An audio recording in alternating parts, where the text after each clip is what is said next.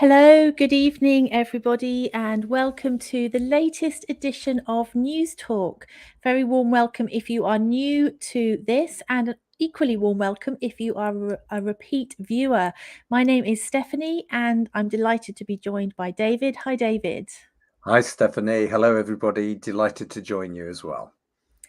So in this space, we will be talking about three stories that are making headlines at the moment. We would love it if you would join in, tell us your comments. What do you think about the stories we're going to talk about? And along the way, we will be increasing your vocabulary with some key words and expressions. Yeah, we've got three hot topics for you. Very, very diverse, very different ones. Shall we have a quick look at them? Absolutely. Now, first of all, we're going to ask you some questions about these stories. So, we've got three stories, and as David said, very different ones this week.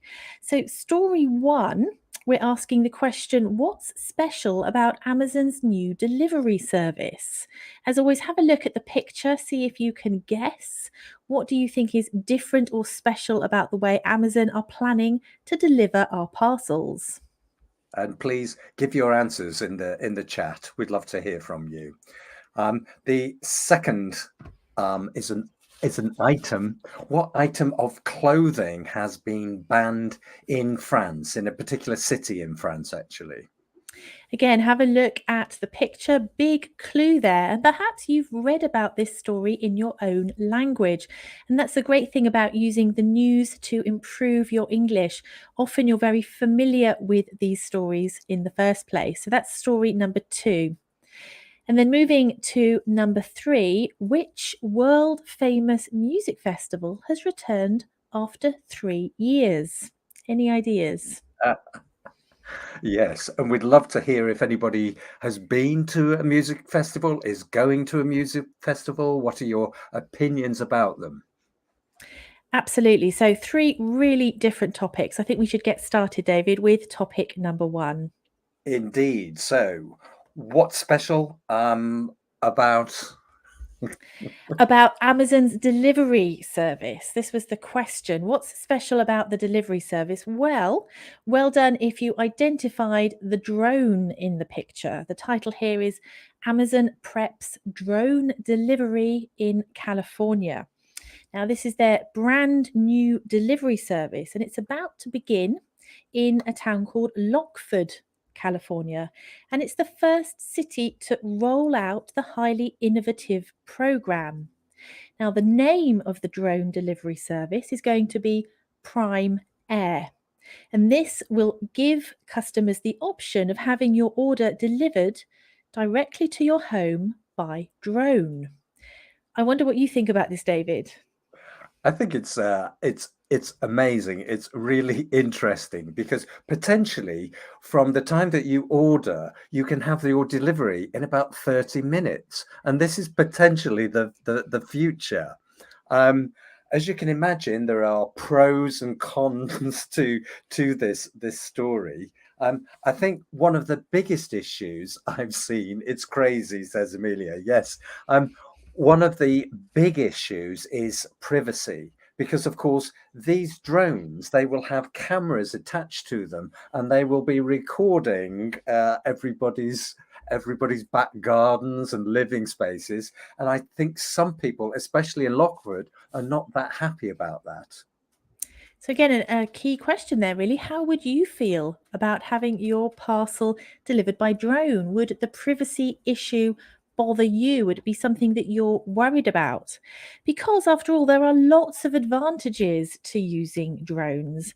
The lack of traffic, for example, delivery drivers getting stuck in traffic, getting blocked, late deliveries. Well, none of that would be an issue if you used a drone.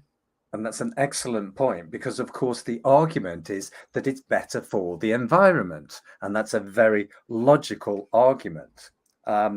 However, apart from the privacy issue, there is the fear that these drones will frighten animals.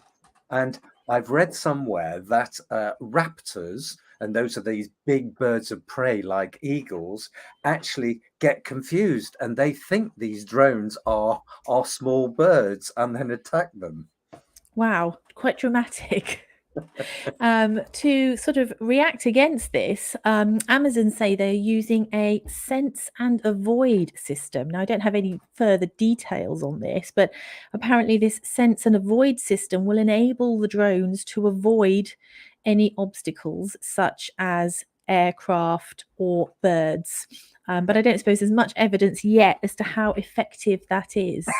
No, excuse me. Yes, and I don't know, but there is quite a lot of resistance in Lockford at the moment. So it'll be interesting because this is a town of only a couple of thousand people, how it actually works.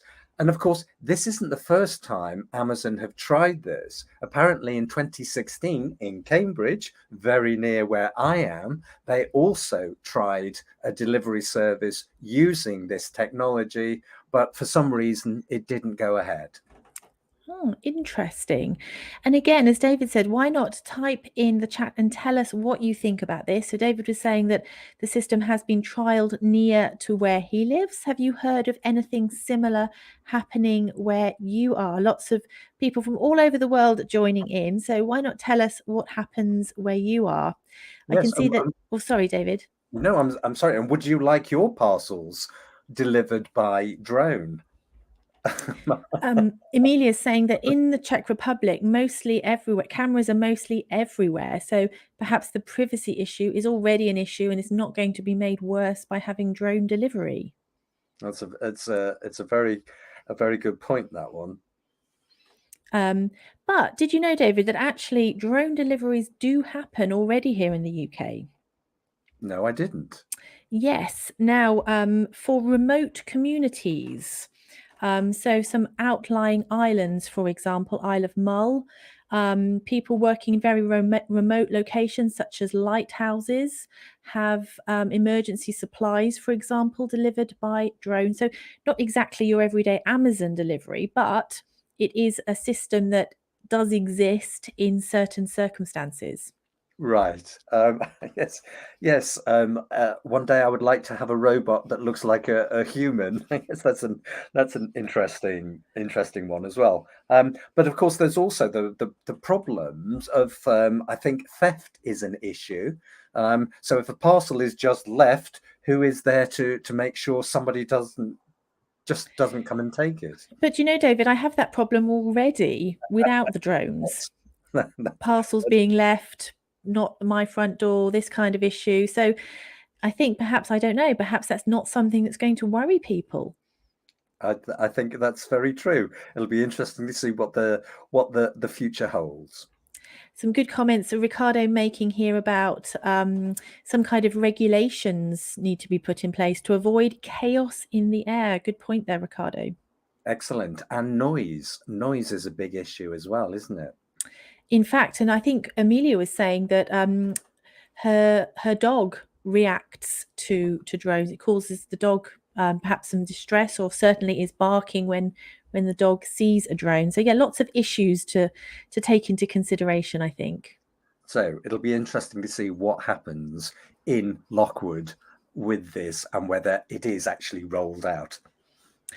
So let's have a look at this vocabulary then. Hopefully, as David and I were talking, you noticed us using these selected words. Now we've highlighted these as key words, and we're going to have a look now at what they mean.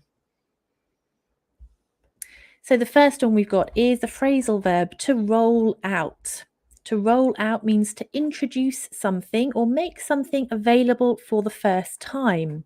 So I said that Amazon's new delivery service is about to begin with California, and it's the first location to roll out the delivery service. So to roll out, to introduce. To introduce. And what, of course, the service is based on are drones, and drones are these small flying machines that fly without a pilot, and they are operated remotely from the ground. And our final word here, innovative. So I describe the service as a highly innovative program. Now, if something is innovative, it's new and original. So a nice piece of vocabulary there to use, meaning new and original. Let's move on to story number 2. So we asked what was the item of clothing that has been banned by a court in France, in the city of Grenoble, and it is, of course, the bikini. And the bikini, of course, is what we call a portmanteau word. So it's when you get a blend of two words to make one. So like motel is motor and hotel, brunch is breakfast and lunch, and of course here bikini is a blend of burqa, that full body covering, and bikini, swimwear. So the court in Grenoble has ruled that the bikini should not be worn in public pools in the city. So they say that body covering swimwear, which leaves only the face, hands, and feet exposed, and is often worn by Muslim women who wish to preserve their modesty in accordance with their beliefs, is banned.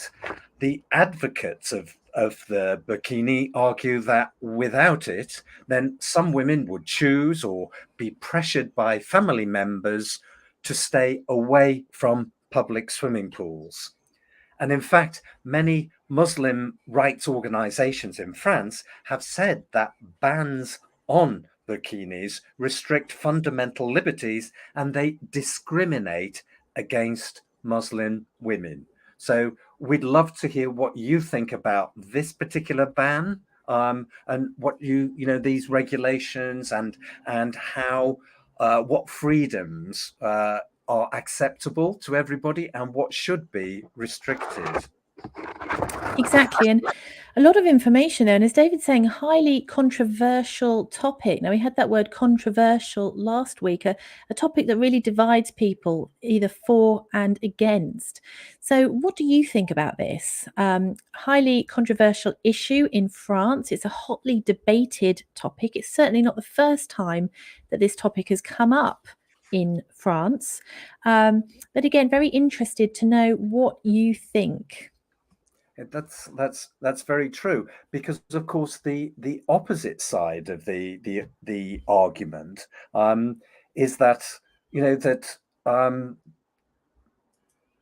women shouldn't be allowed to cover their whole body and their face and their head. In other countries like Switzerland, for example, it's considered to be a sign of oppression, and that in a free society, faces should be shown. I don't know what other people think about that. Well, we've got some comments coming through. Someone saying that in their opinion, it's a bit discriminating. So good use of that language there. Yeah, it is. I also read that in a country like I believe it's the Netherlands, in Holland, there's a different kind of balance. So there is what's called a partial ban. So it's limited to locations where communication is vital, where as society, the authorities believe it's vital for good quality service or for security that you have that visibility. And quite a lot of comments coming in, David, which is great. It's really interesting to see everybody engaging with this topic. And of course, a controversial topic, people will have different opinions on it. Yeah, Maxwell, I think you make a great point. It's easy or difficult, whatever you decide. I think people wear and behave in so many offensive ways, and nobody acts or says anything. So, yeah, it's quite difficult to decide where we are going to make rules and legislate, isn't it? And quite interestingly, I was looking up some other rules and seeing items of clothing that are banned in countries. And there's some on the other side of the coin. There's a no swimwear ban in, interestingly, Barcelona and Mallorca. You're only allowed to wear your swimwear in the swimming pool or at the beach. You most certainly cannot be caught walking around a supermarket, for example.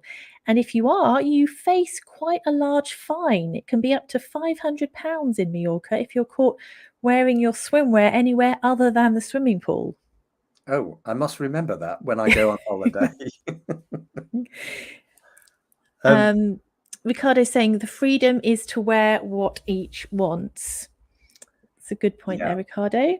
Yeah, and I think Amelia echoes what a lot of people. I think, if I can see a woman's face, then it's okay. But if I can't see their face and their eyes, it is difficult, isn't it? We as humans, that's how we interact, and it's very difficult if you can't see somebody's eyes, for example. Shall we have a look at the vocabulary here, David? Indeed. So we were talking about parts of the body being exposed. And if it's exposed, then it's not covered, and therefore it is able to be seen. You can see it. And our second word here is advocates. Now, advocates or an advocate is a person or people who support or defend something. So we were talking about advocates of the burkini, people who defend this, who believe it's people's right to be able to wear one. Indeed. And then discriminate is the verb and discrimination is the noun. So if you discriminate, then you treat a group in society in an unfair or unjust way based on their sex or their religion or their race. Very good. Well done, everybody. Let's move on to our final story and something completely different. So this story, delighted music fans get back to Glastonbury. That's the festival we're talking about. Now, for the first time in 3 years, Glastonbury took place. And tickets for the 4-day event sold out in, I wonder if you can guess, 30 minutes, just 30 minutes. All the tickets for the 4-day event were completely sold out. And that meant that 200,000 festival goers enjoyed music from hundreds of artists, including headliners Paul McCartney and Diana Ross. It was an incredible event. I don't know if you saw any of it, Stephanie, on the television. I certainly didn't go there, David. No, I like to watch these things from the comfort of my own home. I wouldn't describe myself as a festival goer. I do like my creature comforts. Well, it would be interesting to hear. Has anybody been to a music festival this year? Are you planning to go? What are your opinions about these music festivals? Do you think they're good things, or do you think they're negative? And if so, why? I mean, certainly Glastonbury is one of the world's largest, if not the largest, musical festival in the world, as I say. I think it was over 200,000 people who attended this year. There were, I don't know how many acts. I mean, as we said, there were hundreds of acts. Hundreds of acts. Mm-hmm. The size of these places is just incredible, though. The size of the place where Glastonbury takes place is the size of 500 football pitches. That is enormous. I mean, that does really put it in perspective, doesn't it? 500 football pitches. Think about the size of that. And apparently, I always like to give a few questions to Stephanie to see if she can guess. But the traditional way of spending the 4 days there is in a tent. It's camping. And Stephanie, do you know how many tents there were at Glastonbury this year? Well, let's put that out to the audience, I think. See if you can help me here. I mean, I think there are about 200,000 people going. How many tents would that be, do you think? Amelia's saying she has seen a band called Kabat with 45,000 people. That's a lot. Amelia, did you have a good time? Did you enjoy it? I went to Hyde Park, where not this year, last year, and there were 60,000 people there, and that was a lot. But we didn't camp, so we didn't stay, so that was manageable. Amelia's guessing 500,000 tents. Not quite that many, but 76,000, which is actually, it's quite a lot. A large number. I mean, and I think that's kind of my issue with Glastonbury, because I love seeing live music, but Glastonbury is also famous not only for the music, but also for the mud. Very famous for the muddy fields. You see pictures every year of people covered in mud, and that I think kind of puts me off a little bit. Yeah, yeah. Ricardo, you're making an interesting point. Yes, a lot of these festivals, they combine different cultural aspects. So you can get literature and theatre as well. Glastonbury is only music, as far as I understand. Some of the positives about Glastonbury and the music festivals, of course, is it's a way for people to disconnect from their normal lives. You Mm. build up a community with the people who are there and enjoying live music, which is so rare. And of course, if you like dancing, it's perfect. And of course, Glastonbury's been going since 1970. It has indeed. When I believe the first ticket was about £1 It or was a something like pound. And that. do you know what you got free, David? Here's my question for you. What you paid £1 for your ticket and you got something free if you went to Glastonbury in 1970? Possibly a beer. No, free milk. Oh, very healthy. Yes, so it was a healthier option back in 1970. With your £1, you also got a free glass of milk. And I believe 1,500 people attended that year. So lots has changed in the time. And I think incredible that we had acts this year, such as Paul McCartney, who I believe is about 80 years old. So absolutely phenomenal that he was on stage performing for a good number of hours. Indeed, he holds the record as the oldest ever solo artist, at just over 80. And in contrast, we also had the youngest ever solo artist, who was, Billie Eilish, I well done. believe, Yes, the at famous 20 years old. 20 years old, the famous Billie Eilish.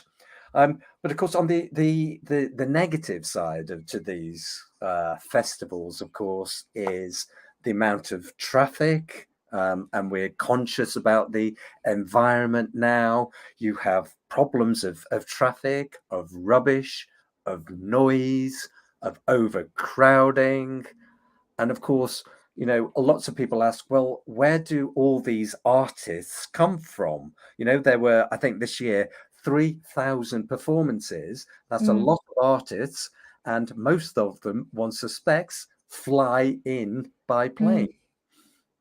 But David, what I do like about it is that fact you were saying before, that we've got Paul McCartney at 80 and we've got Billie Eilish at 20. And I think that sort of inclusivity, that there's something for everybody. And there are such a diverse range of performers and music. And it really is about people going and enjoying themselves and finding something, or perhaps finding something new. Perhaps younger people who haven't heard Paul McCartney before, didn't know much about him, enjoying his music, and vice versa, older people perhaps appreciating the music of Billie Eilish. Agreed. And I also think, especially after the terrible couple of years we've all had, the opportunity to go to a live event, Definitely. and enjoy that community there, that excitement there, must have been wonderful. So let's have a look at some of this vocabulary then. Hopefully you noticed David and I using this vocabulary as we were talking. At the very beginning, I said that the 4-day event sold out in 30 minutes. That means there were no more tickets left. 30 minutes, all the tickets had completely sold out. That's quite a record, but I think it's actually quite common in Yes, I these big believe so. events. They sell out extremely quickly. Then we talked about festival goers. So of course, a goer from go is the person who attends a festival. So you can have festival goers, theatre goers, cinema goers. And our final word here, headliners. So the headliners are the main performers at an entertainment event. We talked about the headliners, including Paul McCartney and Diana Ross. And of course, we know the word headline from a newspaper headline, the main title. So headliners are the main performers. And of course, headline is a verb as well. So we can say that Paul McCartney headlined at Glastonbury. You can There you go, a new noun and a verb. Indeed. So thank you, everybody. We hope you enjoyed that little snapshot of 3 top stories in the news. Thank you for joining us today. As in every week, all these articles are part of our newsflash series available on the site with lots of activities and exercises to help you practice your English. But this is all about using natural, authentic English to help you improve your English. Absolutely. We'll have another 3 stories next week, and we'll be live same time, same place. And we really do hope to see you joining us next week to find out what we're going to be talking about. Thank you, and bye-bye. Goodbye.